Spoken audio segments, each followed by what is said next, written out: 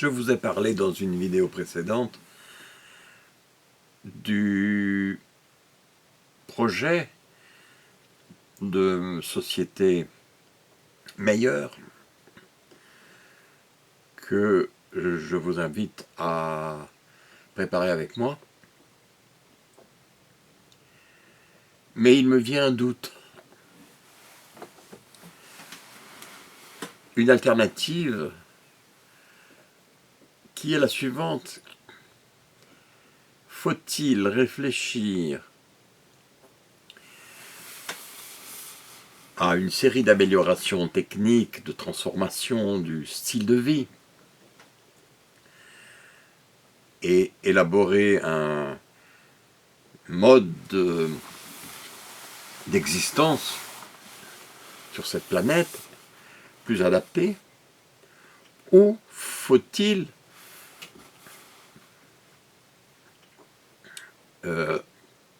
ou est-ce que ça vaut mieux, je voudrais dire, de s'occuper de ce que je vis dans cette réalité, quelle qu'elle soit. En résumé, je peux m'occuper du décor, du monde qui m'entoure et de comment je me relie à ce monde, ou alors je peux m'occuper de comment je perçois ce monde, comment j'existe dans ce monde, comment je fonctionne dans ma conscience et dans mon vécu, dans ce monde, quel qu'il soit comme il est actuellement, qu'il soit un peu différent, qu'il soit complètement renouvelé. Je peux travailler sur ma manière d'être. À ce moment-là, c'est clair que le focus change. Le but, l'objectif qu'on se fixe à ce moment-là va être non plus tourné vers la restructuration des flux d'objets, d'énergie, de pouvoir autour de soi, mais l'intérêt va être fixé sur comment je me transforme, peut-être même totalement, dans un monde qui, lui, continue ou change. Mais mon effort, ma lucidité, s'appliquant à la structure que j'utilise pour être dans ce monde. Ok ? Si je vous en parle, c'est que je n'ai pas une réponse définitive. Faut-il changer le monde ou faut-il me changer moi dans ma manière d'être au monde? Si ça se trouve, c'est cette proposition-là qui est la plus intéressante. Dans ce cas-là, je laisserai le monde courir à sa perte ou à son désordre, son entropie croissante, et je me dédierai à ce que moi-même et mes semblables, vous et nos amis, puissent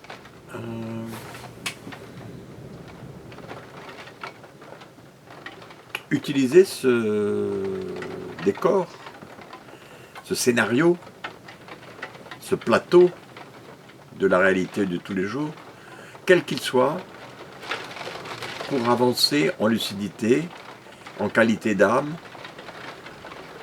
en évolution au fond. Alors est-ce que ça ne serait pas plutôt ça mon mon objectif, ma direction privilégiée. En quoi cela consisterait dans ce cas-là? Voyons. Si je me dédie à ma transformation plutôt qu'à la transformation du monde autour de moi, je vais m'intéresser non pas à ce qui est de la peau vers l'extérieur, mais je vais m'intéresser à ce qui se passe de la peau vers l'intérieur. Et comment cet intérieur traite les informations, les émotions, les intuitions, les connexions avec l'ensemble des fréquences possibles. Les objets visibles et tangibles, mais aussi les fréquences et les présences non visibles. Cela voudrait dire qu'en un mot, je m'occuperai de ce qui m'occupe en fait depuis des années, la qualité de l'alimentation, le mouvement corporel, le rythme de vie, de repos, sommeil et activité, la nutrition non seulement physique mais psychique, mentale, émotive, affective, intuitive. La vision que j'ai de ma durée de vie élargie d'une petite vie habituelle à l'immensité de l'éternité, cet élément-là est aussi important puisqu'il va décider de la façon dont je me comporte dans mon quotidien. Qu'est-ce que ça veut dire? Ça veut dire que si je suis conscient de cas, soit je suis conscient qu'il y a une vie, puis après la mort, ben c'est fini, c'est le trou, c'est le noir. Dans ce cas-là, jouir au maximum. Accumuler de l'argent, accumuler des possessions, des appartements ici et là, des bateaux, des maisons, des avions, des propriétés, de la substance matérielle. Si je suis au contraire conscient de ce que cette aventure corporelle est l'exercice d'un logiciel fin, qu'on pourrait appeler l'âme ou l'esprit, ces noms sont bien démodés, bien sûr.